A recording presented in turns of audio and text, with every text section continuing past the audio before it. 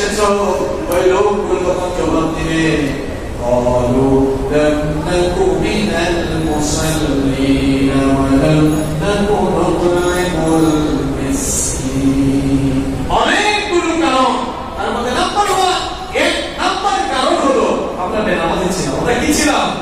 لم نك من المصلين, আমরা মুসল্লি ছিলাম না। কিভাবে আপনি নামাজ ছাড়া অর্থ বুঝে গেছেন আপনার মাথায় ধরে না। আল্লাহ পাক সাকার নামক ভালো একটি জায়গা আমাদের জন্য রেখে দিয়েছে। এখন সাকার নামক জায়গাটা একটু সহজ জায়গা, একটু সাংঘাতিক জায়গা। শোনেন এবার সাকার নামক জায়গাটা কেমন? কোরআনে কারীমে আল্লাহ বলছেন ওয়ামা আদরাকা মা সাকার লা তুবকি ওয়া লা তাদার ওয়া'আতুন লিল বাশারি জানো সাকার নামক জাহান্নামটা কেমন? লা তুবকি ওয়া লা তাদার, শরীরের কিছুই অবশিষ্ট রাখবে না, সব কিছুকে জ্বালিয়ে পুড়িয়ে ভস্মীভূত একেবারে ছারখার করে দেবে। আল্লাহু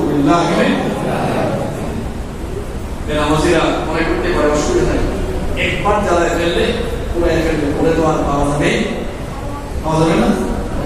আল্লাহ বলছেন শোনো শোনো, ওই সাকার নামক জাহান্নামে আপনি ভরাট করে শরীরের চামড়াগুলো যখন জ্বলে যাবে, কুল্লামা আদিজাত জুলুদুহুম বাদদালনাহুম জুলুদান গায়রাহা লিয়াযুকু আযাব তৈরি করে যখন চামড়াগুলো জ্বলে যাবে, পুড়ে যাবে, ভস্মীভূত হয়ে যাবে, তখন আমি পুড়ে যাওয়া জ্বলে যাওয়া চামড়াগুলোকে পরিবর্তন করে নতুন চামড়া আবার ফিট করে দেব।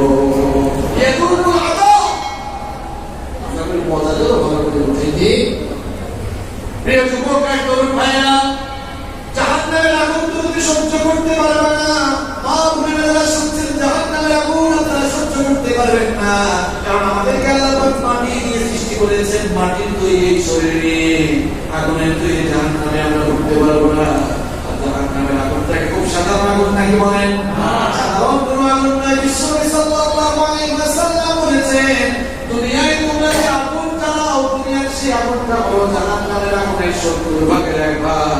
অর্থাৎ দুনিয়ার আগুনের চাইতে আরো 70 ভাগ বেশি তাপমাত্রা সম্পন্ন হবে জাহান্নামের আগুন।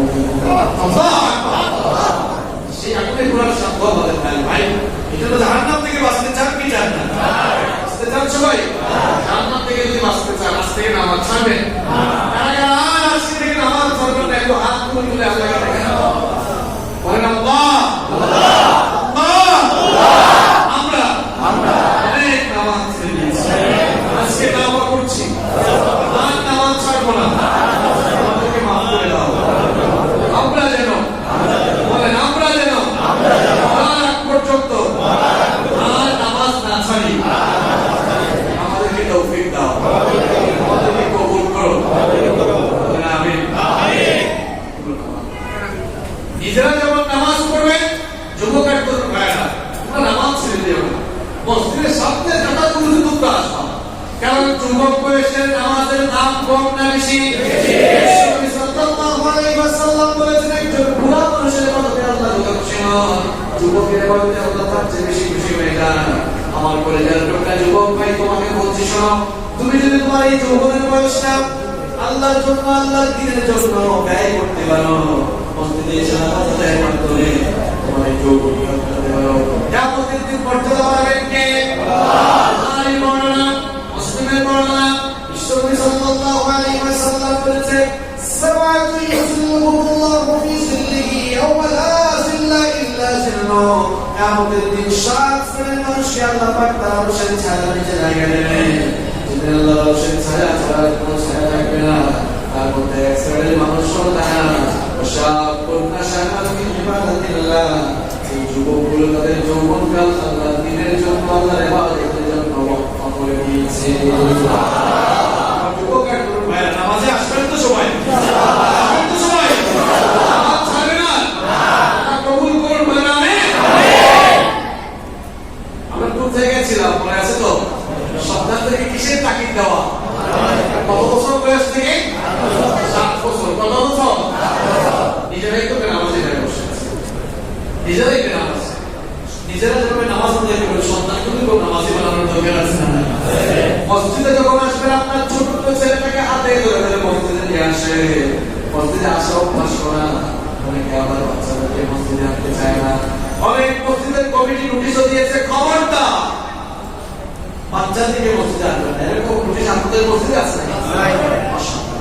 বাচ্চাদেরকে মসজিদে আসতে বারণ করবেন। বাচ্চাদের কাজই হচ্ছে দুষ্টামি করা। বিশ্বনবী সাল্লাল্লাহু আলাইহি ওয়াসাল্লামের সাথে বাচ্চারা দুষ্টামি করেছে, কোনদিন ধমক দেন নাই। বিশ্বনবী সাল্লাল্লাহু আলাইহি ওয়াসাল্লাম তার কলিজার টুকরা দুই নাতি হাসান আর হুসাইনকে নিয়ে মসজিদে আসেন, জুমার দিনে খুতবা দিচ্ছেন। হাসান আর হুসাইন মুসল্লিদের সামনে দিয়ে দৌড়াদৌড়ি করে। এরকম দুষ্ট পোলাপান আমাদের দেশেও আছে না নাই? বিশ্বনবী সাল্লাল্লাহু আলাইহি ওয়াসাল্লাম রাগ করে তাদেরকে ধমক দেন না, খুতবা বন্ধ করে দুই নাতিকে দুই হাতে ধরে পরে আসলেন, দুই নাতিকে দুই হাত ধরে খুতবা শেষ করেছেন। বিশ্বনবী একদিন নামাজে ইমামতি করছেন, সাজদায় যাওয়ার পর বিশ্বনবী সাল্লাল্লাহু আলাইহি ওয়াসাল্লামের কলিজার টুকরা নাতি হুসাইন বিশ্বনবী সাল্লাল্লাহু আলাইহি ওয়াসাল্লামের পিঠের উপরে আঘাত করলো। পিঠের উপরে ধরে বলল, আমি এখন ঘোড়ার উপরে আছি। কিসের উপরে? রাসূল করিম সাল্লাল্লাহু আলাইহি ওয়াসাল্লাম মনে মনে ভাবলেন, আমার নাতি আমার পিঠের উপরে উঠেছে, আমি যদি এখন সাজদা থেকে মাথা উঠাই, আমার নাতির দিলের মধ্যে মনের মধ্যে কষ্ট লাগতে পারে। এই জন্য সাজদাটা একটু লম্বা করে দিলেন। কিছুক্ষণ যাওয়ার পর মনে মনে ভাবলেন, আমার পিছনে তো সাহাবীরা আছে, মাথাটা উঠানো দরকার। এই চিন্তা করে যখন মাথা উঠানো যাবে, সাইয়েদনা জিবরিল বললেন, আল্লাহ তুমি মাথা উঠানো দরকার না, আরো কিছুক্ষণ থাকে, কারণ আপনাদের আমার নাতির এই কারবা, আমাদের এই দৃশ্য দেখতে আল্লাহর বড় ভালো লাগছে। বাচ্চাদেরকে আপনি নিষেধ করেছেন, বাচ্চাকে মসজিদে নিয়ে আসেন, একটু দূরত্ব করুন, অসুবিধা নাই। বাচ্চাদেরকে যদি মসজিদে এসে একটু দুষ্টুমি সুযোগ না দেন, তাহলে এরা দুষ্টামির জন্য কিন্তু অন্য জায়গায় করছে। বলে মসজিদে এসে দুষ্টামি করা ভালো না অন্য জায়গায় গিয়ে দুষ্টামি করা ভালো? মসজিদে দুষ্টামি করলে মসজিদে খারাপ হওয়ার কোনো উপাদান আছে? এরা দুষ্টামি করতে করতে দেখবেন তাকাবে, কি ব্যাপার এরা দেখি রুকুতে সাজদা দেয়, তারাও রুকু দিকে সাজদা দেয়। এরকম দুষ্টামি করতে করতে দেখবেন আপনার ছেলে আপনার মেয়ে নামাজি হয়ে গেছে। আমরা যদি বাচ্চাদেরকে মসজিদে না নিই, এই বাচ্চাগুলো আসছে, এরা কিন্তু নেক্সট জেনারেশন, পরবর্তী প্রজন্মের নামাজ, তাই না? এদেরকে যদি আমরা না নিই, মসজিদে আসার জন্য অভ্যস্ত না করি, এই আমাদের নেক্সট জেনারেশন বাচ্চাগুলো তো বেনামাজি হয়ে যাবে। তোরা বাচ্চাদেরকে মসজিদে আনবেন তো? মা বোনেরা বাড়ি থেকে শুনছেন, বাসা থেকে শুনছেন, আপনারা আপনাদের ছোট্ট মেয়েটাকে জায়নামাজের পাশে দাঁড় করা, আপনার মেয়েটাকে নামাজি বানান। এরপর যদি আমরা আমাদের ছেলে আর মেয়েগুলোকে নামাজি বানাতে পারি, আমাদের ঘরের মধ্যে বরকত দান করবেন কে? আল্লাহ। ঘরের মধ্যে অশান্তি, আপনার ঘরে অশান্তি থাকবে না, আপনার ঘরে অশান্তি থাকবে। যেই ঘরে নামাজ নেই সেই ঘরে কি শান্তি আছে? শান্তি আছে? 10 নম্বর দায়িত্ব কি বললাম? 11 নম্বর দায়িত্ব কি বললাম? সন্তানদেরকে কি বানানো? 12 নম্বর দায়িত্ব হচ্ছে সন্তানদের সাথে সফট আচরণ করা, কোমল আচরণ করা, তাদেরকে আদর আখলাক শেখানো। বিশ্বনবী সাল্লাল্লাহু আলাইহি ওয়াসাল্লাম বলেছেন, আকরিমু আওলাদাকুম ওয়া আহসিনু আদাবাহুম। বিশ্বনবী সাল্লাল্লাহু আলাইহি ওয়াসাল্লাম বলেছেন, তোমরা তোমাদের সন্তানদেরকে ভালো আচরণ শেখাও, তোমাদের সন্তানদেরকে আদব কায়দা শেখাও, বড়দেরকে শ্রদ্ধা করতে হবে, ছোটদেরকে স্নেহ করতে হবে, রাস্তায় কাউকে পেলে সালাম দিতে হবে, তাহদিব তামাদ্দুন এবং তাকে আখলাক আদব শেখাবেন। এটাই হচ্ছে বাবা হিসেবে আপনার দায়িত্ব। সন্তান কখনো দুষ্টামি করবে, ধমক দেওয়া যাবে না। ছোট্ট বাচ্চাদেরকে ধমক দিলে, অনেকে ধমক, বাচ্চাদেরকে ধমক দেওয়া, ছোট্ট বাচ্চাদেরকে ধমক দিলে তাদের মানসিক বিকাশ ব্যাহত হয়। এই জন্য বাচ্চাদেরকে ধমক দিবেন আর মোটিভেশন চালাবেন। যখন বাচ্চা ভালো কিছু করবে, মোটিভেশন চালাবেন, তাদেরকে ইন্সপায়ার করবেন। ক্লাসে ফার্স্ট হয়েছে, বললো আব্বু আমি ফার্স্ট হয়েছি। আপনি বললেন তুমি ফার্স্ট হওয়ার তো কে হবে? তোমাকে তো আমি একটু টিচার টিউশনি পড়াই, তুমি তো ফার্স্ট হবে। আপনি যদি এই কথা না বলে আপনার ছেলে আসার পর বললো আব্বু ফার্স্ট হয়েছে, আপনি আদর করে কপালে চুমু দিলেন, গালে চুমু দিলেন, জড়াই তুলে বলেন মাশাআল্লাহ আমার কলেজের টুকরা ছিল, তুমি অনেক ভালো রেজাল্ট করেছো, আমি বিশ্বাস করি তুমি ভবিষ্যতে আরো ভালো রেজাল্ট করবে ইনশাআল্লাহ। সে আরো মোটিভেশন পাবেন, এরকম মোটিভেশন চালাতে। নাম্বার 13 নম্বর হচ্ছে সন্তানদেরকে সময় দিবে। এখন সন্তানদেরকে সময় দেয় না ভাই। বউ মোবাইল টিপে, জামাই মোবাইল টিপে, বাচ্চা মোবাইল টিপে, আছে না নাই? হায় হায় হায়, কি কারবার দেখেছেন? জামাই মোবাইল টিপে, বউ মোবাইল টিপে, সন্তানগুলো। আপনারা দেখবেন আমাদের মধ্যে আন্তরিকতা কমে গেছে। দেখবেন ৬-৭ জন বন্ধু বান্ধব আগে একত্রিত হইলে একজন আর একজন কথাবার্তা বলতো, আর এখন ৬-৭ জন একত্রিত হইলে সবাই বুয়া হয়ে সবাই ফোন টিপে, কেউ কোনো কথা বলে না। ঠিক না? মেহমান বাড়িতে গেলে আগে একজন একজনকে জিজ্ঞেস করতো কি ব্যাপার, কেমন আছেন, ভালো সবাই কেমন আছেন, হ্যাঁ অনেক কিছু। কিন্তু এখন মেহমান বাড়িতে গেলে দেখা যায় যার বাড়িতে গেছে সেও মোবাইল টিপে, যারা গেছে তারাও এরকম আছে না নাই? সন্তানকে সময় দিতে হবে। আপনার ছেলে, আপনার মেয়ে, ছেলে মেয়েরা ইন্টার পাস করার আগ পর্যন্ত খবরদার সাবধান, তাদের হাতে ফোন তুলে দিবেন না। যদি ফোন তুলে দেন ছেলে মেয়েরা নিজের চালাই নিজেরাই ম্যানেজ করে নেবে। বুঝলেন আমার? হ্যাঁ, মোবাইল ফোন দরকার আছে, কিন্তু প্রয়োজন। আপনি আপনার ছেলে মেয়ে ইন্টার পাস করার আগ পর্যন্ত বলেন তোমার স্যারদের সাথে যোগাযোগ করার দরকার হলে, কারোর সাথে যোগাযোগ করার দরকার হলে আমার ফোন দিয়ে তুমি যোগাযোগ করো, তোমার ফোনের কোনো দরকার নাই। ছেলেটাকে যে মোবাইল কিনে দিয়েছেন, রাতের বেলা সে কি করে আপনি কি জানেন নাকি? আবার তো দিয়েছেন একা রুমে, বাবা যারা আছেন, মা যারা আছেন, ছেলে আর মেয়েদেরকে বিয়ের আগ পর্যন্ত আলাদা রুমে থাকতে দিবেন না। আলাদা মানে একা রুমে থাকতে দিবেন, সরি একা রুমে থাকতে দিবেন। মেয়ে আছে তো একা দিয়েন না, ছোট অনেক মেয়ে থাকতে ওইটাই হবে। অথবা মা থাকেন বললে ছেলেটাকে একা দিবেন না। একা থাকলেই শয়তানের আক্রমণ করার, শয়তানের আক্রমণ হওয়ার সম্ভাবনা আছে না নাই? বাসায় তো ওয়াইফাই লাগিয়ে রেখেছেন, মোবাইল ফোন কিনে দিয়েছে, ওয়াইফাই আছে, মোবাইল আছে, এবার নাটক আছে, সিনেমা দেখার সম্ভাবনা করি। ঘুমাচ্ছেন, আমার ছেলে তো খুব ভালো, কি যাতে ভালো ভালো সেটা আপনি জানেন। এখন আমার অনলাইন ক্লাসের জন্য দিতে হচ্ছে, কোনো কিছু তো করার নাই, দিতে হচ্ছে। কিন্তু দিলেও আপনি আপনি কেয়ারিং চালান, নজর রাখেন, বিপদে চলে যাওয়ার সম্ভাবনা আছে না নাই? একবার যদি ওইদিকে চলে যায় কারণ কিন্তু অনেক কথাগুলো কি আপনি হালকা হবে নিচ্ছেন? যারা হালকা হবে নিচ্ছেন ভবিষ্যতে ছেলে মেয়েরা যে লুচ্চা বদমাশ হবে তা দেখার জন্য প্রস্তুত থাকেন, ভালো করে প্রস্তুত থাকেন। তথ্য প্রযুক্তির এই যুগকে কাজে লাগাবেন, তথ্য প্রযুক্তির পজিটিভ সাইডগুলো গ্রহণ করবেন, নেগেটিভ গুলো গুরুতে কোনো এটার ভয় নাই। এটার ভয় আগ পর্যন্ত বেশি মালামালি আছে না নাই? এদিক সেদিক চলে যাইতে খবরদার। কি আর খবরদার বলবো, আপনারাই তো আপনাদের ছেলে মেয়েদের হাতে, ওই বাপরে বাপ, ছোট্ট ছোট্ট ছেলে মেয়েরা এখন আইফোন চালায়, ছোট্ট ছোট্ট ছেলে মেয়েরা এখন, আমরা নিজেরাই এখন আইফোন চালাই না, তারা আইফোন চালায়। চিন্তা করেছেন আপনি? বাসায় তো ওয়াইফাই লাগিয়ে রেখেছে, খুব প্রয়োজন না হলে ঘুমাতে যাওয়ার ওয়াইফাই সুইচটা বন্ধ করতে হবে। খুব প্রয়োজন, কিসের প্রয়োজন? রাতের বেলা ঘুমা, ওয়াইফাই বন্ধ করে দেন, রাউটারটা আপনার রুমে রাখেন বন্ধ। আর ছেলে মেয়েরা বিশ্ববিদ্যালয়ের ভিতরে ফোন লাগে, সবাই ফোন লাগবে। রাতের বেলা কি করবেন? রাত 11টা হয়ে গেছে, ফোন দেন। রাতের বেলা ফোনের উপর দরকার বলে অ্যাসাইনমেন্ট আছে, ঠিক আছে অ্যাসাইনমেন্ট কর। একটা পর্যন্ত আমিও লেগে আছি, অ্যাসাইনমেন্ট করেছে দাও, ফোন দাও। যদি সন্তানগুলোকে সুসন্তান বানাতে চান আপনাকেই পদক্ষেপ নিতে হবে।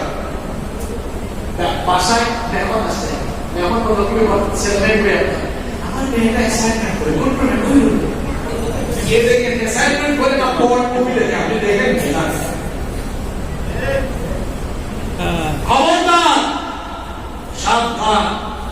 কলেজে যাওয়ার আগ পর্যন্ত, কলেজ শেষ করে আগ পর্যন্ত মোবাইল দিবেন, এরপরে মোবাইল দিবেন। রাতের বেলা কি করবেন? মনে রাখবেন বর্তমান সময়ে চরিত্র বিধ্বংসী উপাদানগুলোর মধ্যে সবচাইতে বড় উপাদান হলো এই মোবাইল ফোন। শুধু ঠিক বললে হবে না, বলা ফাটাই ফাটাই। বাসায় যাবেন, আপনারা যাদের ছেলেরা মেয়েরা বিশ্ববিদ্যালয়ে পড়ে রাতের বেলা কি করবেন? মোবাইল ফোন দিনের বেলা আবার রাতের বেলা রাউটারটা অফ করে দেন, ওয়াইফাই সুইচটা বন্ধ করে দেন। একটু তো করেন না, এটা তো ছেলে মেয়েরা আবার বলে হুজুর আমার মেয়ে তো কাম বানাই ফেলছে, ছেলে তো কাম বানাই ফেলছে, ছেলে আর মেয়ে কাম বানায় নাই, ছেলে মেয়ে কাম বানানোর জন্য ব্যবস্থা আপনি করে দিয়েছেন। বুঝতে পারছেন তো ছেলে মেয়ে কেন আপনার কাজ করে না? তাই কি আজকে ভালো করে বুঝুন। নাম্বার 14, 14 নাম্বার হচ্ছে ছেলে মেয়ে লালন পালনে বৈষম্য করা যাবে না। কষ্ট হচ্ছে আপনাদের? বৈষম্য করা যাবে না। অনেকে আছে ছেলে মেয়ে দুইজন থাকলে দেখা যায় ছেলে মেয়েকে সমানভাবে প্রায়োরিটি দেয় না, সমানভাবে দেখে না। ছেলেমেয়েকে খুব বেশি আদর করে, মেয়েটাকে করে নেয়, মশলা নাই। প্রথমে মেয়ে হয়েছে কুলে কুলে আদর করে, ছেলে হওয়ার পর আর মেয়ের কোনো খোঁজখবর। ছেলে একটু জ্বর হয়েছে, সেপ্টেম্বরে চলে যায়, সিএসসিআর চলে যায়, অ্যাপোলোতে চলে যায়, আর মেয়ের জ্বর হয়েছে বলে মানুষ জ্বর আছে না নাই। খাবার খেতে বসছে, ছেলেকে মাছের মাথা একদম রাত, আর মেয়েটাকে কান্দি কুন্দি থাকলে তবে লেস কাজ করতে হবে।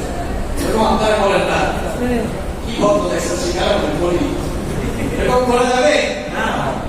বিশ্বনবী সাল্লাল্লাহু আলাইহি ওয়াসাল্লাম সতর্ক করছেন, মান কানা লাহু উনসা ফালাম ইউমিনহা ওয়া লাম ইউমিনহা ওয়া লাম ইউনাযির ওয়ালাদাহু আলাইহা আল্লাহু জান্নাহ। বিশ্বনবী সাল্লাল্লাহু আলাইহি ওয়াসাল্লাম বলেছেন, যার মেয়ে সন্তান রয়েছে, মেয়ে সন্তান ভরপুর, মেয়ে সন্তানকে যারা উচ্চতা ছিল করে না, জাহিলি যুগের মতো খবর দিয়ে ফেলে না, আর মেয়ে সন্তানকে যারা, মেয়ে সন্তানের উপরে যারা ছেলে সন্তানকে প্রায়োরিটি দেয় না, প্রাধান্য দেয় না, সন্তান লালন পালনে যারা বৈষম্য করে না, যারা ইনসাফপূর্ণ আচরণ করে, আল্লাহ পাক তাদেরকে কিয়ামতের দিন জান্নাতে দাখিল করাবেন। তাহলে ইনসাফ করতে হবে। কি করতে হবে? এটা বাবা হিসাবে আপনার দায়িত্ব। নাম্বার 15, 15 নম্বর দায়িত্ব হচ্ছে সন্তানদেরকে জাহান্নামের রাস্তা থেকে ফিরিয়ে, ইয়া আইয়ুহাল্লাযীনা আমানু আনফুসাকুম ওয়া আহলিকুম নার। নিজে জাহান্নাম থেকে বাঁচাও, নিজের ফ্যামিলিকে জাহান্নামের আগুন থেকে বাঁচাও। আপনার ছেলে মেয়ের প্রতি আপনি একটু খোঁজখবর রাখবেন, কার সাথে মিশে, কার সাথে চলাফেরা করে, এগুলো দেখার দায়িত্ব কার? আপনার। এগুলো দেখার দায়িত্ব কার? আপনার। যেন তারা বিপথে চলে না যায়, এই জন্য আপনাকে সতর্ক থাকতে হবে। নাম্বার 16, 16 নম্বর হচ্ছে এটা বাবা সন্তানদের জন্য আপনি খরচ করবেন। সন্তানের জন্য কি করবেন? সন্তানকে ভালো বানাবার জন্য, সুসন্তান বানাবার জন্য, যোগ্য সন্তান হিসেবে গড়ে তোলার জন্য আপনি খরচ করবেন। নাম্বার 17, 17 নম্বর হচ্ছে সন্তানদেরকে উপযুক্ত বয়সে দিয়ে দিবেন।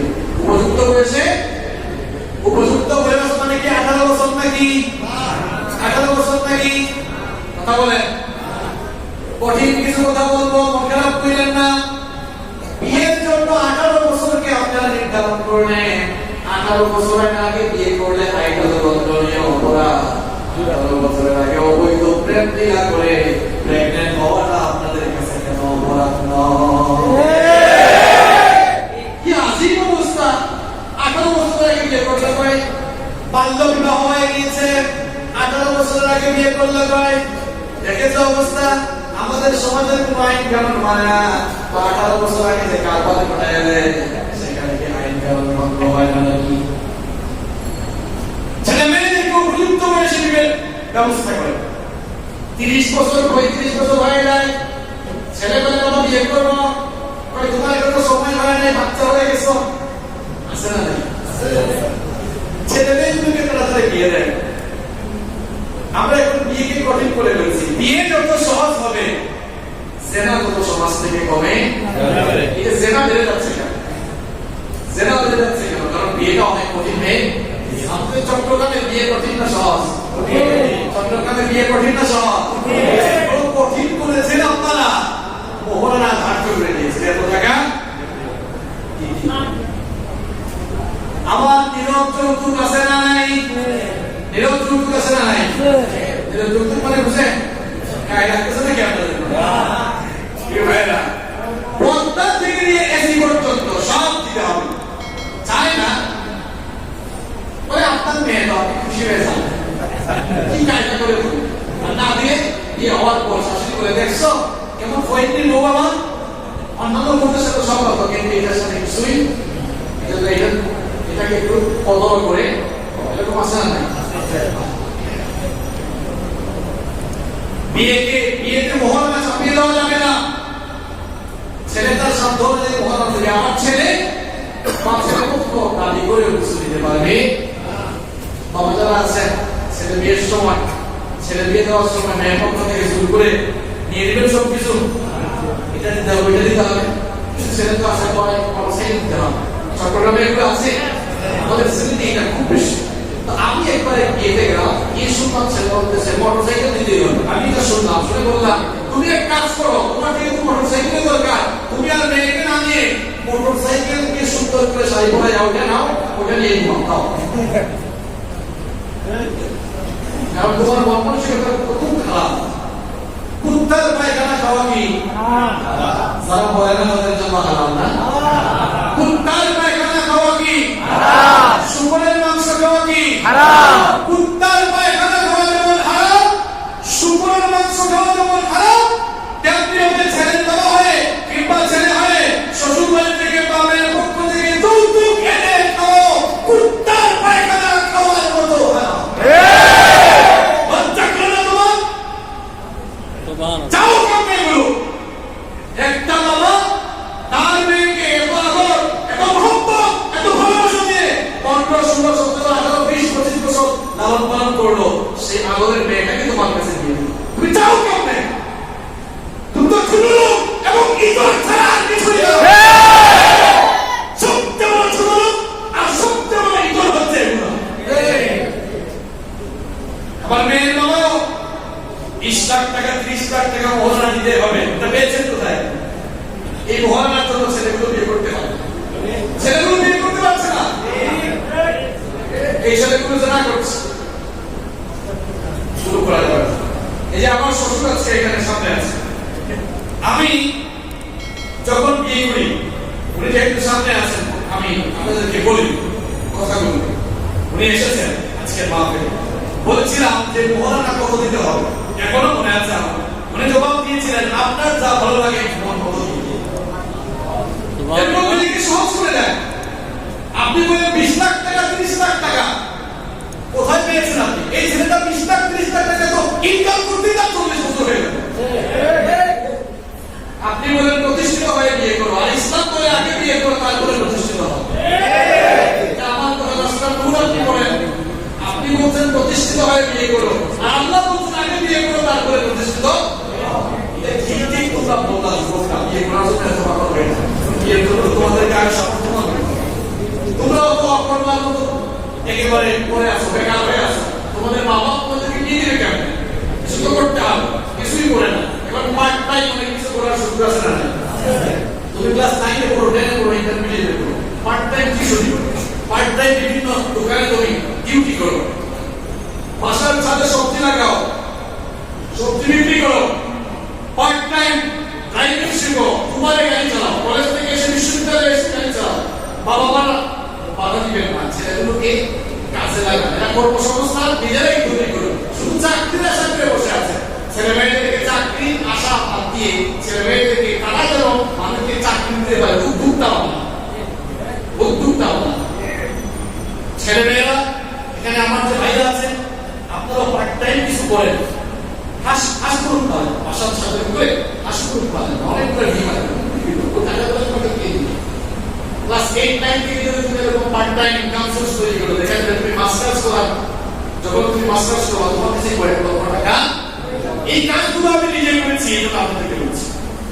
আমি নিজে এগুলো করেছি, পার্ট টাইম বেশ কিছু আমি করেছি। এই জন্য আমরা যখন মাস্টার শেষ করেছি কয়েক লক্ষ টাকা আমাদের লেগেছে। তুমি কিছু করো না, অকর্মার মতো থাকলে হবে। তুমি যদি 2টা টিউশনিও পড়াও, 2টা টিউশনি থেকে 6,000 টাকা পাবা, মাসে 5,000 টাকা করে জমাই, 1 বছরের কত হয় 60,000 টাকা। তুমি ক্লাস 9 থেকে টিউশনি শুরু করো, 9, 10 2 বছর, ইন্টারমিডিয়েট লেভেল 2 বছর, কত বছর? 4 বছর, অনার্স 4 বছর, 8 বছর, মাস্টার্স 1 বছর, 9 বছর। তোমার 9 কে 60 দিয়ে গুণ দেন তো কত হলো? কত লাখ? আর কিছু লাগে তোমার তো বিয়ের ব্যবস্থা হয়ে গেছে। তোমাকে তোমার বাপ বিয়ে দিবে কেন? তোমার তো পয়সা নাই, বাপের হালের উপরে এরকম বলা যাবে। তাহলে যেটা বলছিলাম, উপযুক্ত বয়সে বিয়ের ব্যবস্থা করতে তাড়াতাড়ি বিয়ে দিতে সমাজে যেন বিচার কমে। আপনার 18 নম্বর হচ্ছে কষ্ট হচ্ছে আপনাদের, 18 নম্বর হচ্ছে সন্তানদের মধ্যে ইনসাফ করে কোরআন যেভাবে বলেছে, হাদিস যেভাবে বলেছে, ল অফ ইনহেরিটেন্স, উত্তরাধিকার আইনের আলোকে আমাদের সন্তানদের মধ্যে সম্পদ বন্টন করে আমরা এখন সম্পদ বন্টনের ক্ষেত্রে ছেলে মেয়েদেরকে যেভাবে আমরা সম্পদ বন্টন করি, ছেলে মেয়েদেরকে মাঝে দিই, 4 ছেলে 2 মেয়ে, মনে করেন 20 ঘন্টা জমি আছে, খুব সুন্দর হিসাব করে 4 5 20, 5 ঘন্টা 5 ঘন্টা করে সবাইকে মেয়েকে দিয়ে সময় করে মাখো তোর কিছু যে বললাম না, আমাদের শুধু কি দিলাম, কি দিলাম, কোনটা যারা বসে থেকে শুনছেন আপনারাও বাপের মুখের উপরে বলবেন, বাবাকে দোয়া কো রাখো, জিনিস দিয়ে দেন, কি দিয়ে দেন, এটা তো হক, এটা আপনার হক, দোয়া দোয়া কি রাখবে, আর বাবাও যদি আপনার মেয়েকে ঠকান তাহলে কিয়ামতের দিন জালেম হয়ে আপনার সামনে। নাম্বার 19 19 নম্বর হচ্ছে পর্দা করা। আপনারা আপনাদের মেয়েদেরকে পর্দা করান তো নাকি ভয় পান? এটা খুবই তো পর্দা করেন, মেয়েকে কেমন সে নামাজে আসে, নামাজ থেকে বের হয়ে বউকে নিয়ে বের হয়ে জামান সেন্টারে যাবে, এবার ব্যাপারী মারা পড়ে পেয়েছে এক ভাই, কি ব্যাপার ভাই আপনারা একবারে নামাজে আসছেন, আপনি এই অবস্থা কেন, এভাবে নিয়ে বের হয়েছেন কেন?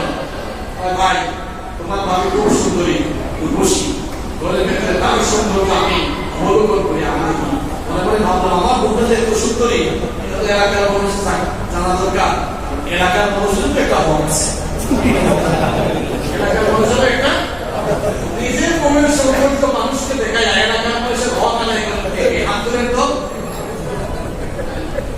মনে হয় অবস্থায় এমন সকালবেলা সূর্য উদয়ের পরে এই ব্যাপারী পাড়া, হাজি পাড়া, মিস্ত্রি পাড়া, আজকাল না এই এলাকায় মনে হয় সবাই তাদের মেয়েকে আর বউকে পুকা পড়ে যাবে, তাই না? সকাল হলে তো দেখেন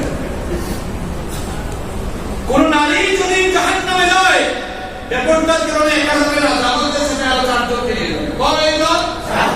4 জন, 4 জন। দেখেন তো এই 4 জনের বাইরে আপনি আছেন কিনা? নাম্বার 1 হাজবেন্ড, নাম্বার 2 ফাদার তার বাবা, নাম্বার 3 বড় ছেলে, নাম্বার 4 বড় ভাই। এই 4 জনের বাইরে আপনি কেউ আছেন? মাহবুবদেরকে ব্যাপারটায় রাখবেন, বিশেষ করে মেয়েদেরকে ব্যাপারটায় রাখবেন। ইসলাম কখনো নারী শিক্ষার বিরুদ্ধে নয়। আপনার মেয়ে স্কুলে যাবে, কলেজে যাবে, বিশ্ববিদ্যালয়ে যাবে, ডাক্তার হবে, ইঞ্জিনিয়ার হবে, সে প্রতিষ্ঠিত হবে, কোনো অসুবিধা নাই। পর্দা করে, সে যদি পর্দা করে তাহলে তার মানের জন্য পালন করবেন কে? আল্লাহ। নাম্বার 20 20 নম্বর হচ্ছে সন্তানগুলোর জন্য সবসময় দোয়া করতে হবে কার কাছে? আল্লাহ। দোয়া আল্লাহ আমাদেরকে শিখিয়েছেন, রব্বানা হাব লানা মিন আজওয়াজিনা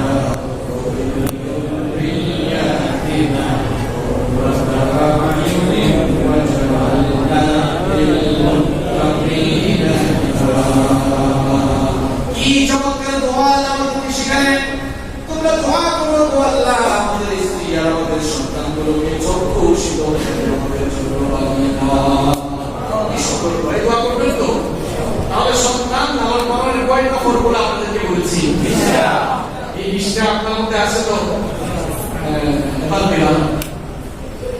এই 20টা ফর্মুলা মানে সন্তানগুলোকে নেককার, সুসন্তান, আল্লাহওয়ালা, দিনদার, চক্ষু শীতলকারী মানে এদেরকে সন্তানগুলো যখন চক্ষু শীতলকারী আল্লাহ হয়ে যাবে, এই সন্তানগুলো বাপের খেদমত করবে, মা বাপের খেদমত করতে হবে। এই অর্ডারটা কার? আল্লাহ বলছেন ওয়া আল্লা তা'বুদু ইল্লা ইয়্যাহু ওয়া বিল ওয়ালিদাইনি ইহসান। আমি তোমাদেরকে অর্ডার করছি, তোমাদের রবের পক্ষ থেকে ফয়সালা হয়েছে আল্লাহর ইবাদতের মনে তোমরা তোমাদের মা-বাবার প্রতি ইহসান করো, আমার প্রতি সদয় আচরণ করো, উত্তম আচরণ করো। ইম্মা ইয়াবলুগান্না ইনদাকাল কিবারা আহাদুহুমা আও কিলাহুমা ফালা তাকুল লাহুমা উফফিন ওয়া লা তানহারহুমা ওয়া কুল লাহুমা কাওলান কারীমা। তারা দুজনে যখন বৃদ্ধাবস্থায় চলে যাবে, ওরা হয়ে যাবে, তখন তাদের সাথে রাগ করে শব্দ পর্যন্ত সুন্দর আচরণ করো, সদয় আচরণ করো, বাবার খেদমত করো। কথা বলার ক্ষেত্রে উঁচু কণ্ঠে কথা বলো না, রাগ করে কথা বলো না। কেমন ভাষায় তোমাদের বাবার সাথে কথা বলবো শোনো।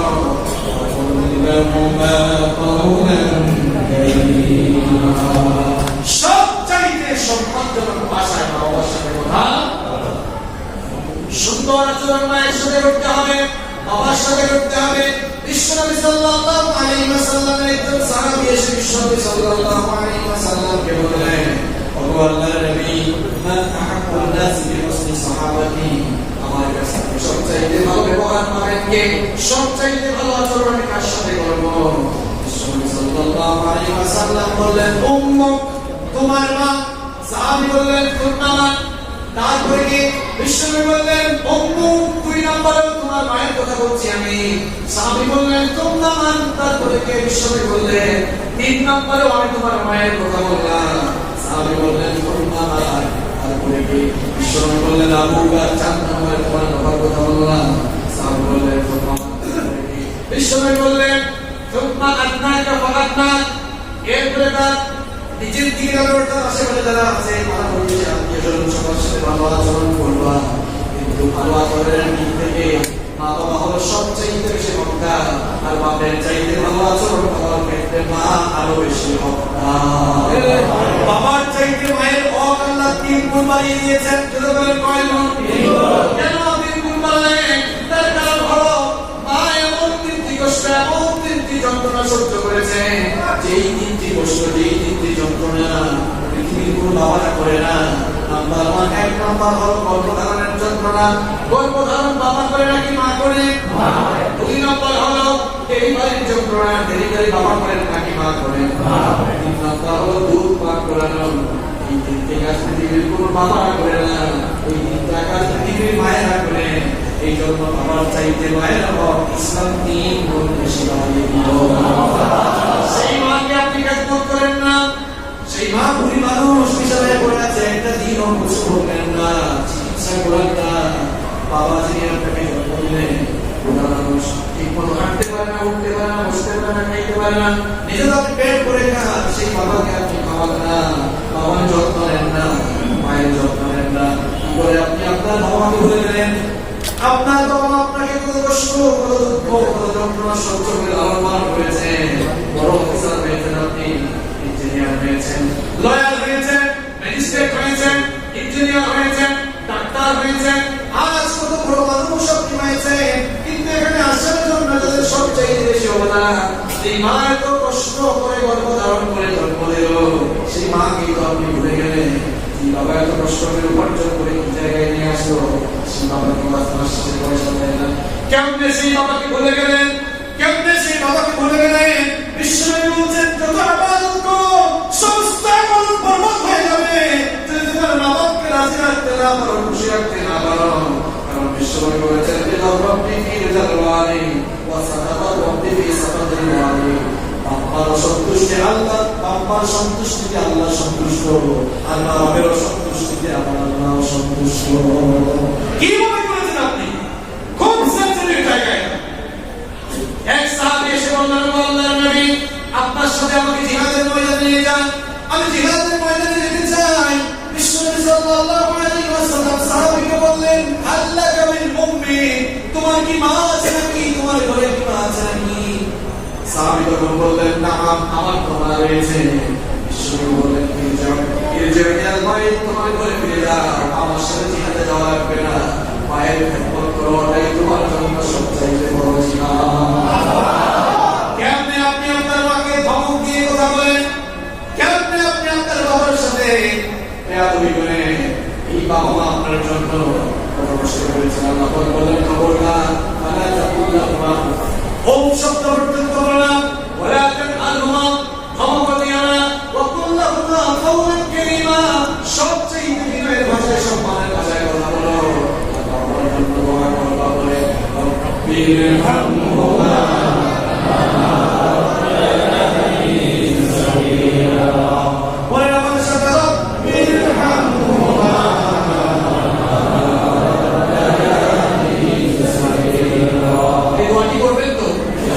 অবশ্যই